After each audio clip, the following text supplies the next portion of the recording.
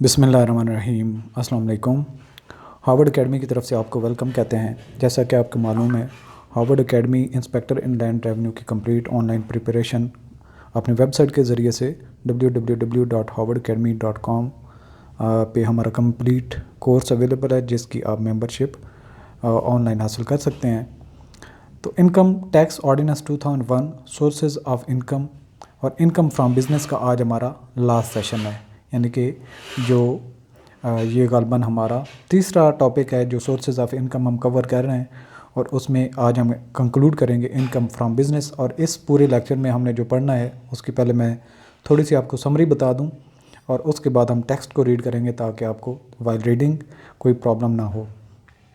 तो non payment of tax liability, यानी कि अगर आपकी कोई लाइबिलिटी थी जो कि अलाउड थी बिज़नेस में कि इनकम को कैलकुलेट करते हुए कि आपकी कितनी इनकम है फ्रॉम द हेड बिज़नेस की एक्टिविटीज़, वो स्पेकुलेटिव भी हो सकती हैं, वो नॉन स्पेकुलेटिव भी हो सकती है, और उस सोर्स से आपकी जो इनकम आ रही है और उसमें से कुछ डिडक्शंस आपको अलाउड थी कि अगर आप ये खर्चे जो कि आपकी लाइबिलिटी है बिज़नेस में या फिर उस बिज़नेस को कंडक्ट करने के लिए वो ज़रूरी थे कि एक्सपेंडिचर आप इनकर करते, तो आपको वो अलाउड हैं अगर ये आप पेमेंट करेंगे एज अ लाइबिलिटी या लाइबिलिटी को आप मीट करते हुए। तो अब हुआ क्या कि आपका वो टाइम पीरियड जो गिवन था, जिस फिनेंशियल ईयर में आपकी लाइबिलिटी अराइज हुई, आपने वो लाइबिलिटी पे नहीं की लेकिन इनकम से डिडक्शन कर दी। अब क्या हुआ, वो भी अभी भी नहीं पेमेंट की और मज़ीद आपने 2 साल में पेमेंट नहीं की, यानी कि टोटल 3 साल जब आपकी ये लाइबिलिटी अराइज हुई तो आपने वो पेमेंट नहीं की, डिडक्शंस आपने कर ली थी बिजनेस में से या नहीं की थी। तो अब दोबारा अगर आपने वो लाइबिलिटी मीट नहीं की तो आपका जो 3 साल का ड्यूरेशन पूरा हुआ, तो अगला जो फिनेंशियल ईयर होगा आपका और आप टैक्सेबल इनकम कैलकुलेट कर रहे होंगे तो आपको वो लाइबिलिटी अगेन ऐड करनी पड़ेगी अपनी टैक्सेबल इनकम में, क्योंकि आपने वो मीट नहीं की। हाँ, आगे चल के फिर 6 महीने साल में आप दोबारा वो लाइबिलिटी पे कर देते हैं तो दोबारा आपको डिडक्शन अलाउड हो जाएगी, आपने वो डिडक्शन कर सकते हैं। सेकंड जो बात है कि बेनिफिट फ्रॉम ट्रेडिंग लाइबिलिटी, यानी कि आपने कोई बिज़नेस कर रहे हैं, लेन देन का, आपने कुछ परचेजिंग की और उसमें आपको डिस्काउंट मिल गया, या फिर आपने कोई कर्ज़ा लिया था और उस कर्ज़े को आपने इस्तेमाल करना था बिज़नेस की एक्टिविटीज़ को ऑपरेट करने के लिए। अब आपका एग्रीमेंट हुआ था कि जी 15% आपने उस पर इंटरेस्ट पे करना है डेट के ऊपर। तो आपको जो लेटर ऑन जब आप पेमेंट करने लगते हैं तो जो डेट जो क्रेडिटर्स है जिसको आपने डेट वापस किया, वो कहता है कि जी आप 15% के बजाय 10% पे कर दें। तो जो आपको 5% का मार्जिन मिला वो बेनिफिट हुआ किस वजह से कि आपने उसकी आपस में लेन देन का मामला था या कोई चीज़ें आपने परचेज़ की थी उसमें आपको डिस्काउंट मिल गया। तो इस तरह का जो डिस्काउंट आपको मिलेगा वो भी आपका टैक्सेबल इनकम में ऐड किया जाएगा। अच्छा, लेटर ऑन हम अपने जो स्टैंडर्ड फॉर्मेट होगा जिस पे हमने taxable income from the business income calculate करना होता है, उसकी 2 कंडीशन हो सकती हैं। एक तो आपको नेट प्रॉफिट या लॉस दिया गया हो। नेट प्रॉफिट या लॉस आपको जब दिया गया होगा तो उसमें आपने जो एडमिजिबल एक्सपेंसेस होंगे जो पहले माइनस नहीं किए गए थे उनको माइनस करना है, और जो इन एडमिजिबल एक्सपेंसेस थे जिनको आपने माइनस किया है, करना नहीं चाहिए था, उनको ऐड बैक करेंगे। तो इस तरीके से आप अपनी बिजनेस इनकम से टैक्सेबल कैलकुलेशन निकाल सकते हैं। दूसरी सिचुएशन ये हो सकती है कि आपको trading and profit and loss account again से बनाना पड़ता है, जैसा कि अकाउंटिंग में हमने पढ़ा हुआ है। अगर वो आपको सारा डाटा दिया गया, यानी कि ट्रायल बैलेंस वगैरह दिया गया है, बाकी और कुछ आपको एंट्रीज हैं जो कि इनकम टैक्स ऑर्डिनेंस 2001 के मुताबिक आपको एडमिजिबल हैं या इन एडमिजिबल हैं, ये आपको रूल्स का पता होना चाहिए जो अब तक हमने पढ़े। जब इन चीज़ों का आपको पता होगा तो फिर आप trading and profit and loss account बनाएंगे स्टैंडर्ड फॉर्मेट पे, और जो नेट प्रॉफिट और लॉस आपका आएगा उसमें आगे लेके जाके आप अपनी टैक्सेबल इनकम को कैलकुलेट करेंगे, यानी कि जो जिस पे आपने टैक्स काउंट करना है, या यानी कि एक्सपेंसेस वगैरह माइनस करने के बाद फिर वो जो टैक्स लाइबिलिटी होगी वो आप अगेन निकालेंगे तो आप नेट प्रॉफिट पे पहुंच सकते हैं कि आपकी इतनी लाइबिलिटी बनती थी वो स्टैंडर्ड रेट के मुताबिक। तो ये हमारा आज का जो टॉपिक होगा इसको हमने कवर करना है। तो चीज़ें मैंने आपको डिटेल में बता दी, अब 1 बाय 1 इनको हम कवर कर लेते हैं। कि नॉन पेमेंट ऑफ लाइबिलिटी, जैसा कि मैंने कहा कि 3 साल के अंदर लाइबिलिटी आपको मीट करनी होती है अगर आपने डिडक्शन क्लेम की है या नहीं की। जब आप नहीं पे करते तो वो आपकी टैक्सेबल इनकम में ऐड हो जाएगी और लेटर ऑन जब आप वो लाइबिलिटी पे करते हैं तो आपको अगेन डिडक्शन अलाउड हो जाती है। तो इस मुतल्लिक where a person has been allowed a deduction on account of an expenditure and liability in respect of such expenditure is not paid within 3 years of the end of the tax year in which it was allowed। जिस साल में, यानी कि अब 1 अगस्त हम कह लेते हैं, 1 सितंबर कह लेते हैं, या 20 सितंबर डेट है, तो 2021 इसमें हम हैं। तो अब ये फिनेंशियल ईयर कौन सा है हमारा? ये फिनेंशियल ईयर हमारा हो जाएगा 2021-22। तो आपने जून 2020 तक ये आपकी एक लाइबिलिटी है 1 लाख की, वो आपको पे करनी चाहिए थी, नहीं की। तो 3 साल इसमें मज़ीद आपको गुंजाइश है, यानी कि 1 साल ये हो जाएगा, सब्सिक्वेंट 2 इयर्स इसमें ऐड हो जाएंगे, यानी कि 3 साल के पीरियड में आपने ये लाइबिलिटी अपनी क्लियर करनी है।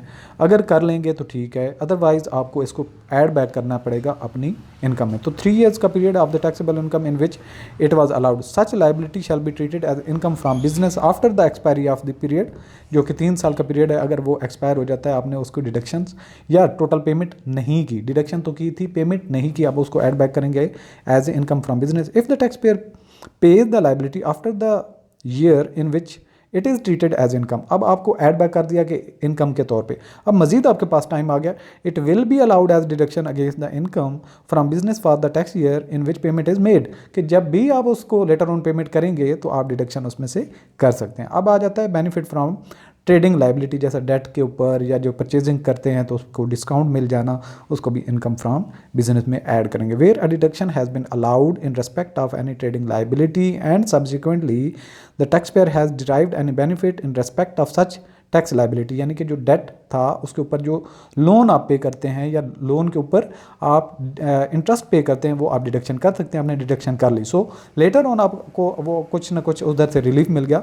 The value of such benefit shall be charge to tax later on, किस में से? एज इनकम फ्रॉम बिजनेस, उसमें आपने ऐड अप कर देना है।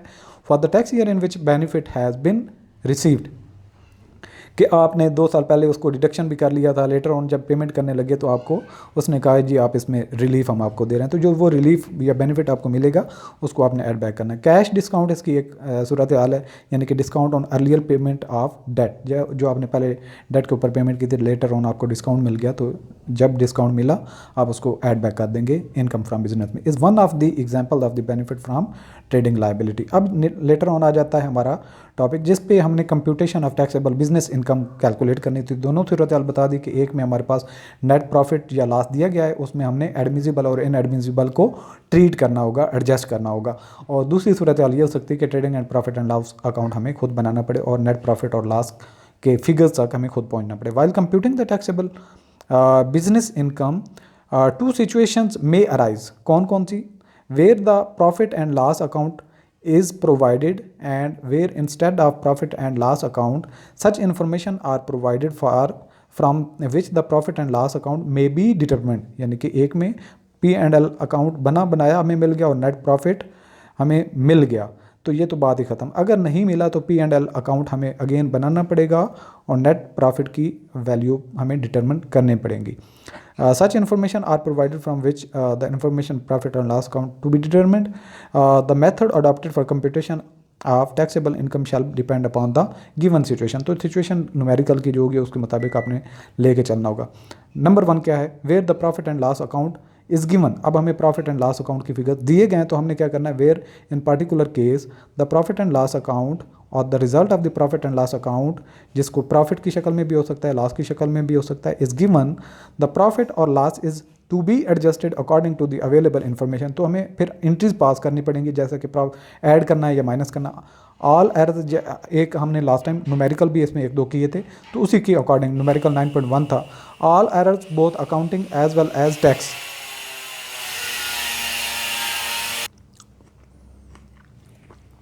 अच्छा, यहाँ पे जब हमारे पास प्रॉफिट और लॉस के फिगर दिए गए हैं तो यहाँ पे हमने इसको लिख देना है।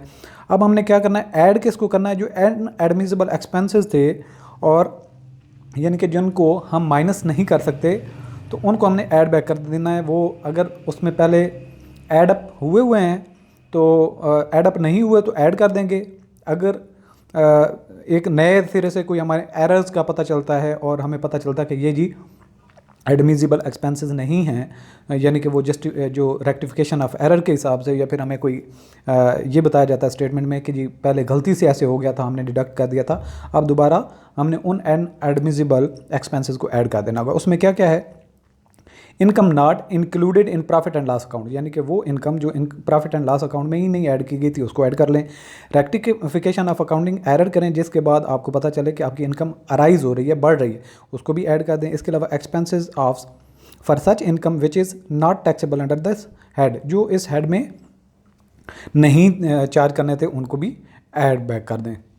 लेस क्या क्या करेंगे, जो एडमिजिबल अलाउएबल नॉट रिकॉर्डेड, यानी कि जो यानी कि हमने जिनको ऐड कर दिया था और होने नहीं चाहिए थे उनको माइनस कर लें। एक expenditure not included in profit and loss account, जब हम प्रॉफिट एंड लॉस अकाउंट बना रहे थे ताकि नेट प्रॉफिट या लॉस के फिगर्स को सॉर्ट आउट कर सकें, तब हमने उसको ऐड नहीं किया था, तो उस ऐसे एक्सपेंडिचर को भी यहाँ से माइनस कर दें जिससे आपका प्रॉफिट एंड लॉस अकाउंट या नेट इनकम आपकी कम हो सके। रेक्टिफिकेशन ऑफ एरर्स के रिजल्ट में आपने कुछ ऐसी डिडक्शंस होनी चाहिए थी जो कि पहले आपने गलत एंट्री को पास की थी, अब सही की है तो उसमें डिडक्शंस आपको यहाँ से करनी पड़ेगी, तो वो भी डिडक्शन करेंगे। Income not taxable under this head, जो इस हेड में से टैक्सेबल नहीं थी उनको भी आपने यहाँ पे माइनस करना है। तो इस तरीके से हमारे पास टोटल इनकम आ जाती है जो कि बिजनेस से है। अब यहाँ पे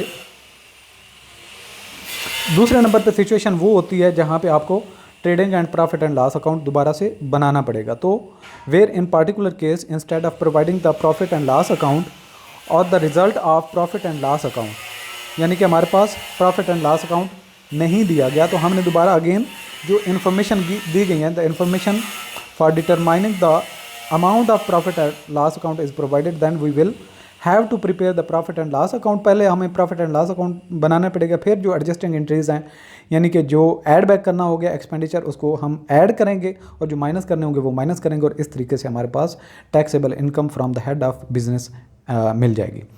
तो आज का सेशन भी यहाँ पे ख़त्म होता है और ये हमारा जो हेड था बिज़नेस का वो भी ख़त्म होता है। इंशाल्लाह नेक्स्ट हम कैपिटल गेंस वगैरह को लीड करेंगे। All the best, Allah.